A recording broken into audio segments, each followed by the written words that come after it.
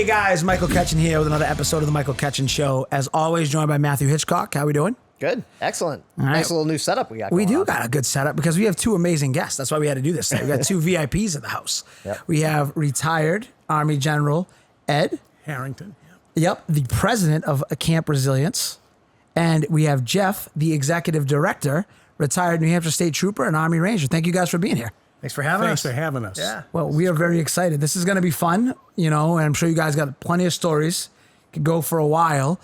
But truly, first, thank you guys for being here. Thank you for what you're doing. We were reading up a little bit on your organization. Tell people a little bit about Camp Resilience.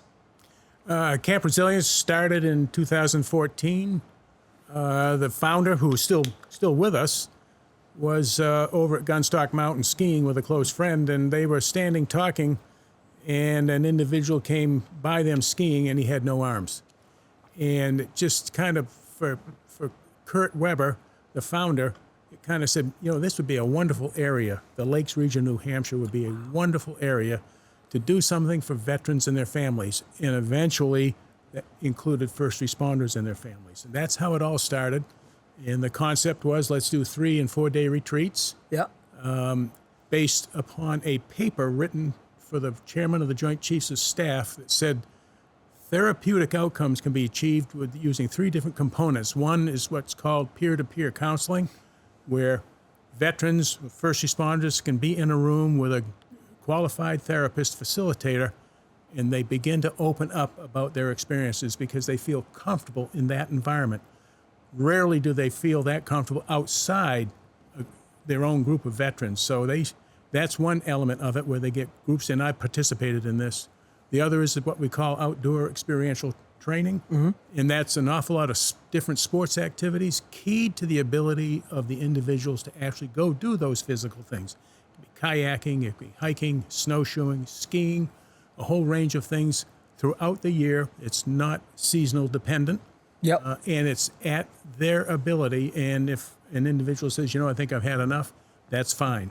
I've hiked up an 1,100-foot hill with a group. They didn't know each other at all to begin with. Yeah. And when we get up top, bottles of water being exchanged, and it was like they had been together for years. Ed, you could tell as this physique, unlike Matt, I don't do a lot of hiking, but I feel safe hiking with We you. do That boating was too, though. amazing. We can Thank you. boat, yeah. Jeff, tell us a little bit about your background and where you kind of come up with Camp Resilience as well. Yeah, so 25 years law enforcement, retired New Hampshire State Police, and then down as the assistant director for Endicott. So about 25 years total. And then 5 years prior to that, my stepping stone really was at the 75th Ranger Regiment at 3rd Ranger Bat. And I served, actually Stan McChrystal was our RCO at the time. His CSM was Mike Hall. Mike Hall's the executive director now of the 3 Rangers Foundation, who we're partnered with now, just to support, these veterans. So I born and bred right here in New Hampshire. I'm a Hooksett kid. Went to West High School back when West High was a Class L. You've seen some changes around I've seen here. some changes, But yeah, I just truly blessed throughout my career, with SP, and I was probably off the road in 07, 08. Most of my career was in major crime, homicides and high profile cases. I ran SWAT for about 10 of those years, before I moved on into a lieutenant and then retired as a captain. I dipped my toe into mass general law for a little bit and then found Camp Resilience. And I said, geez, with a psych and mental health background in the educational field, I said, this role is perfect, right? Because you just come across so many people. And in the first responder and veteran community, there's so much overlap. We recognize that a lot of our veterans are our first responders, right? Because it's a transition. It's a natural progressive transition, into that new profession when they let go of that active duty, or their military time frame, or both, really. I think that's a good point because a lot of we think about the vets a lot. We just don't think about afterwards when they go into being a police officer or a firefighter or those types of things, and having them having an outlet like that, I think is really important. So. Yeah, for sure. 100%. And that was going to be the question I was going to ask is, you guys both obviously have well-established military careers, law enforcement careers. I think what I'm always amazed by, and I'm so happy to see this, is we kind of get this image in our mind, right? It's like everybody goes and does the hard stuff. but no one has a chance to break down the hard stuff and the damage that kind of comes out of that. You said something a second ago, Ed, that I really want to go back to. I'd love to have you both weigh in on it, is finding those papers and that therapeutic outreach and taking advantage of an area like New Hampshire. What are maybe some of the success stories you've seen just in this? Because, I mean, this is relatively low-hanging fruit. You're not talking about going and sitting on a couch for 100 hours of therapy. You're really getting in an element where I feel like it's more open, I guess is the best way to say it, where different entry points become be part of a community and a brotherhood like you had in the service. What does that look like? What do some of the success stories look like there? I'll start with an example, Mike. Group of folks, a couple of Navy guys, different deployments, Vietnam vets, okay? A couple of youngsters from Operation Iraqi Freedom, Afghanistan, a couple of Desert Storm vets, all together. Yeah. 21, 22, 23 years old, 70 years old, together. And the discussion then ensues about, I had this, and I had this, and I had this. And what comes out of that, and it's confirmed because we do post-retreat surveys, some very positive reactions, and said, this has been really beneficial for me for the first time in my life. Wow. And we do have folks that come back, not all of them, and we do have a very protective, kind of like a Facebook page only for each retreat where they can get back together. So they get to build that community. Yes. And then stay from who's ever connected. on their retreat kind of deal. Yeah, Okay. for sure. Exactly. And I want to emphasize too that this is zero cost, right? Right. So But that's no the whole cost. point of this nonprofit organization. It's you zero can get cost for them zero to go cost for attend them. this. They just have to show Good up. on you Right. guys. man. Zero Have to pay- cost. Good on Have you to guys. pay So their you can transportation. get on the website. You can check our finance. We average, probably 85 to 87 cents to the dollar goes right back to the program and the vets and these first responders. You guys are saving lives yeah, with this. Yeah, for sure. And it's remarkable, just to segue off of, what the good general over here is saying, is it's remarkable. And I can just go back just a couple of retreats ago, and you have a young New Hampshire officer attending one of these retreats, 2 tours. He's a Marine as well, right? Just starting a family. So to watch him connect with some of these Desert Storm and veteran, these Vietnam veteran era soldiers was unbelievable.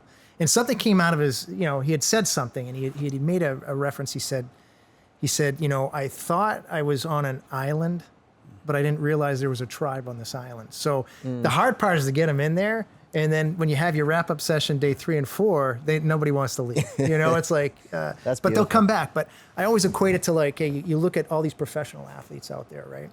This is a profession, right? It's a noble profession.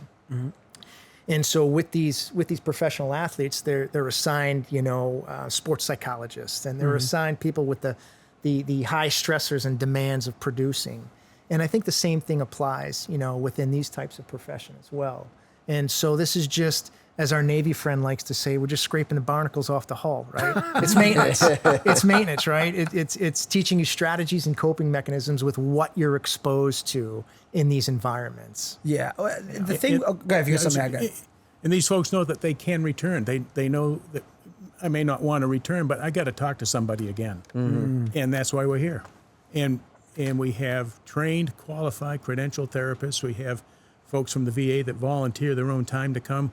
We have an individual who was a B-52 navigator living in California now because he wanted to be close to his grandkids, but he facilitates sessions by Zoom occasionally. And he's on our board as well, and he's an advisor to us. A trained 30-year career in psychology after he got out of the Air Force. And I think my biggest thing, especially when you just said the no costing, I mean, that's pretty amazing, because what we find is, we talk to a lot of veterans, try to work with veterans, try to help out. And the common theme that has always stood out to me with all the different organizations, and I really hope from this podcast we can really kind of show, here's another one, that it seems like you guys all go from having a brotherhood and a sense of community, right? I've got your back, you've got my back, and literally the ultimate definition. And then that's kind of stripped away. And I was talking about, like, my buddy who's a Navy SEAL. He said the thing that blew my mind as an outsider, I guess the government's going to government, but I couldn't wrap my head around. You have these highly trained, highly caliber men and women of the United States Armed Forces, veterans, and then when they're done, it's kind of like, you're done. like, yeah, there's the VA, there's resources, but you're kind of back out into the wilderness. Yeah. And that's crazy. Not to as me. much of an outlet as there should be. No, absolutely not. And this sounds like an amazing outlet to kind of get into.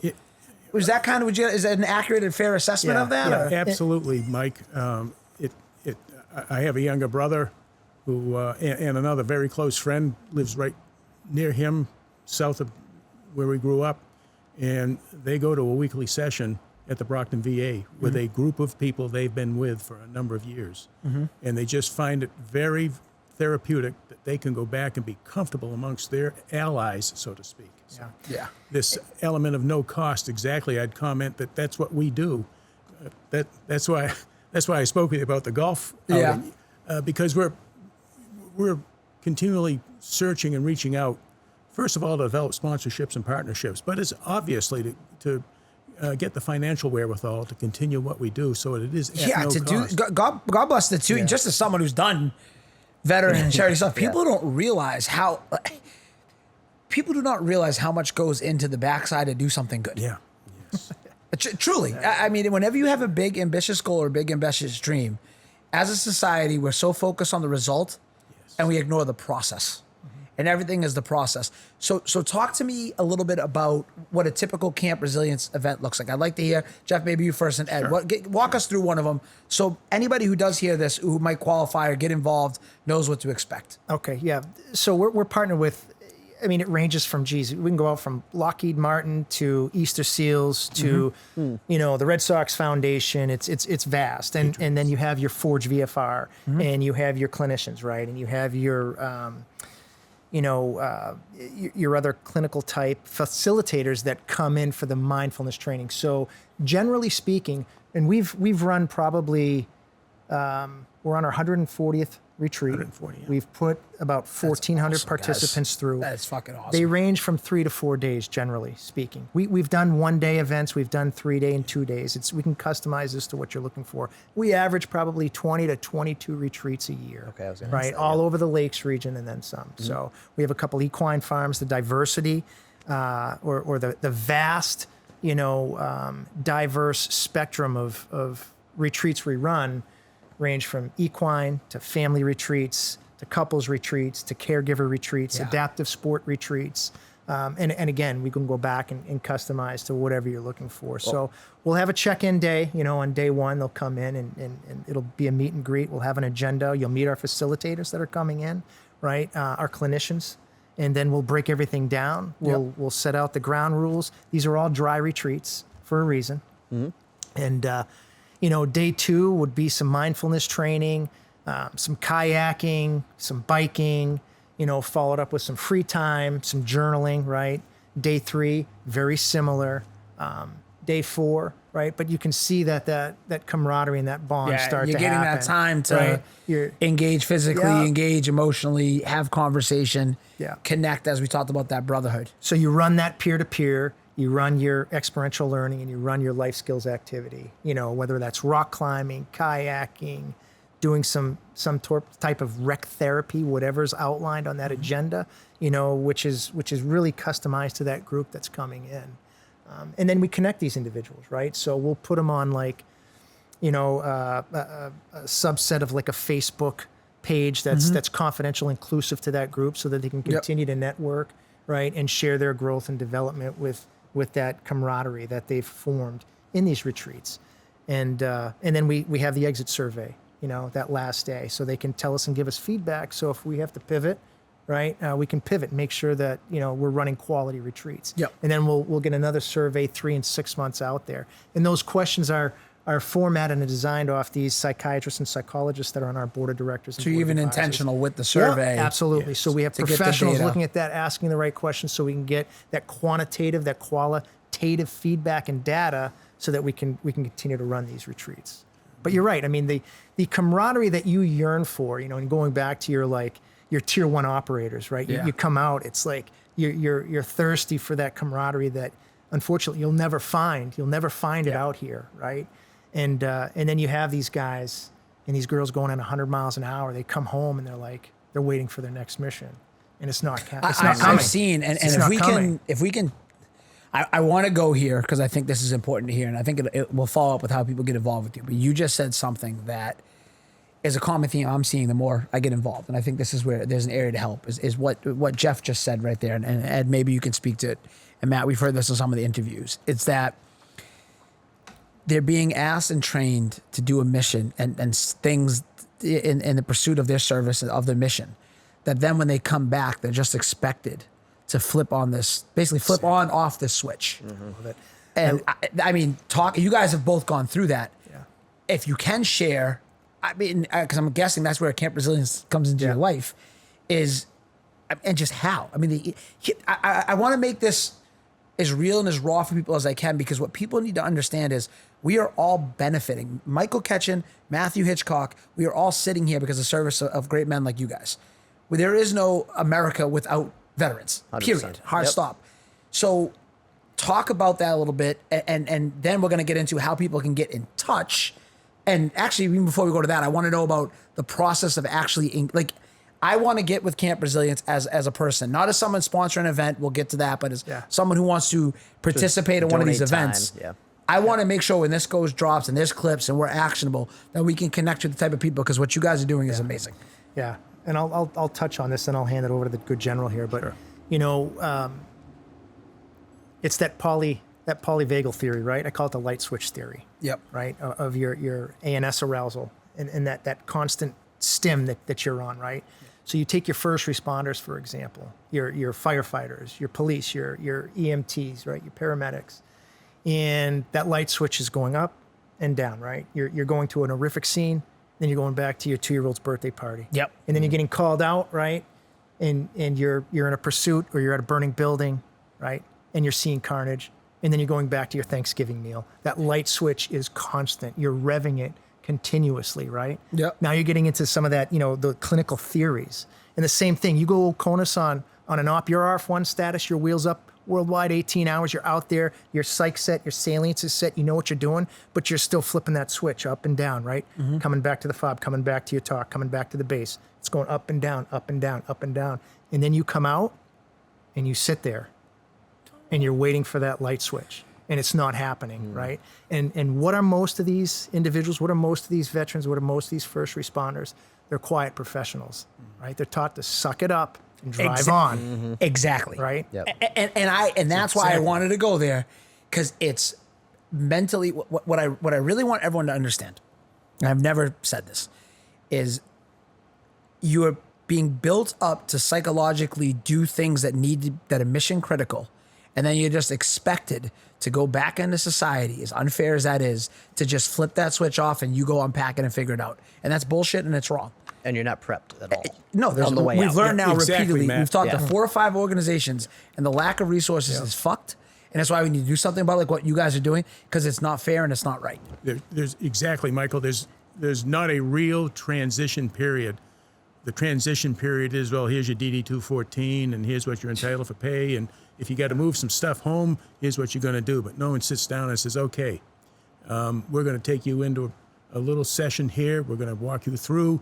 We want to listen to you about what's on your mind as you're leaving. Something like that, to be able to get these folks, excuse me, to be able to start to open up more. Because as Jeff said, and we've all acknowledged, when you're on active duty, you're in a unit, you're with others, you got to be tough.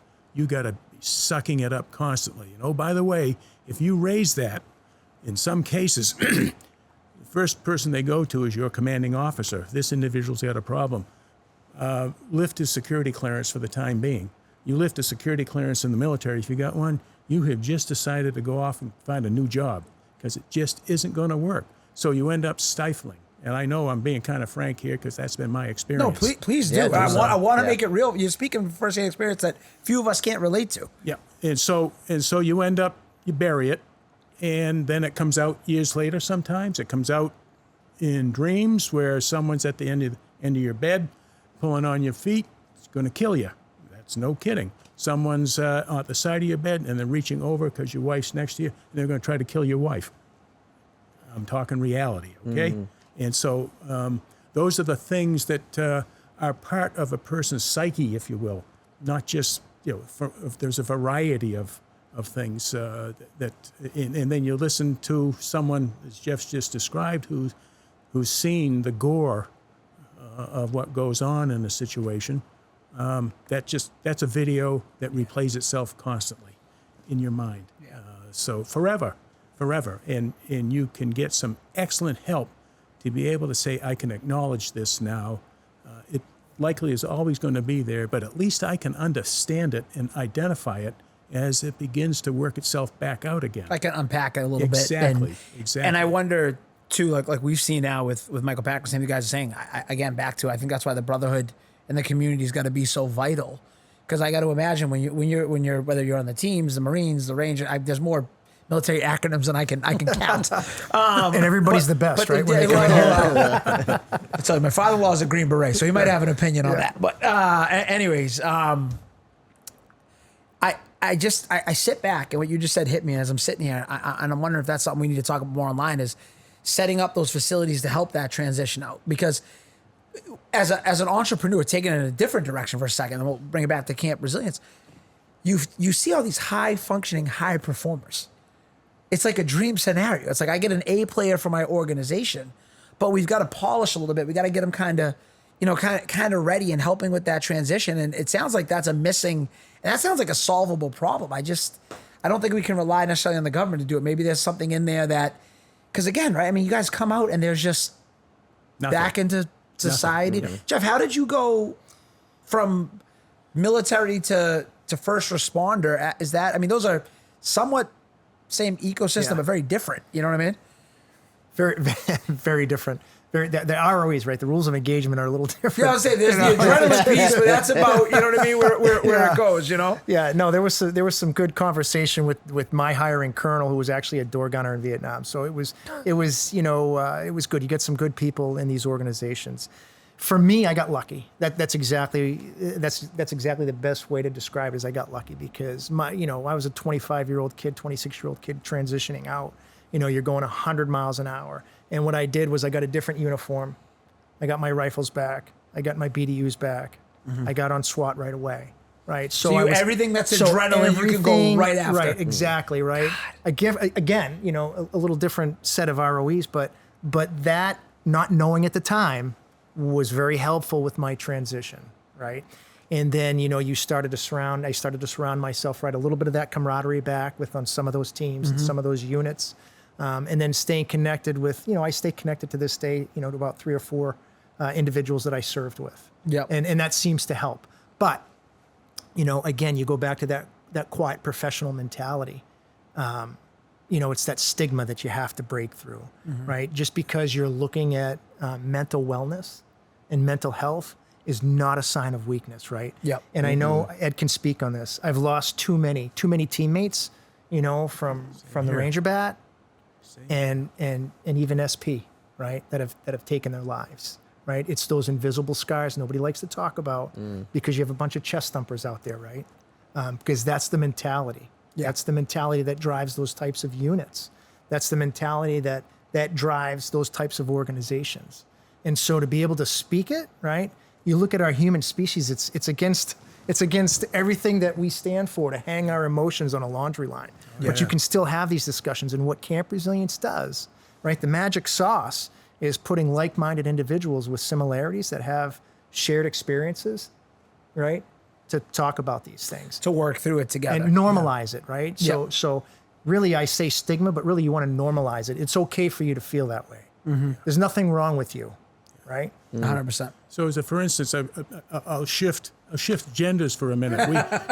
We have... Hey, it's 2025, and we never know what to expect anymore. So true. We have retreats focused on military sexual trauma. We have women's only retreats. No men at all. No one's the duty officer that we have, which is a part of the organization for a retreat. None of the council. They're all female. And it's kind of at least from my perspective, an extension of what we talk about, the peer-to-peer counseling, so to speak. They're relating on a different level. Exactly. And again, you do it with males as well, but this is a very important function to get these folks in a room together so that they feel comfortable with expressing themselves, and they can understand others have been through it, and they can highlight some things that they've experienced that will help be of benefit to others being able to say, aha, okay, I understand. Does it cure everything immediately? Not at all, but it's a start. So that kind of a forum is very effective for the female side. And again, you can imagine it's a relatively small component amongst a very widely ranging male type organizations. So those things are important too, because it kind of gets you to the finite elements of what that trauma really is all about.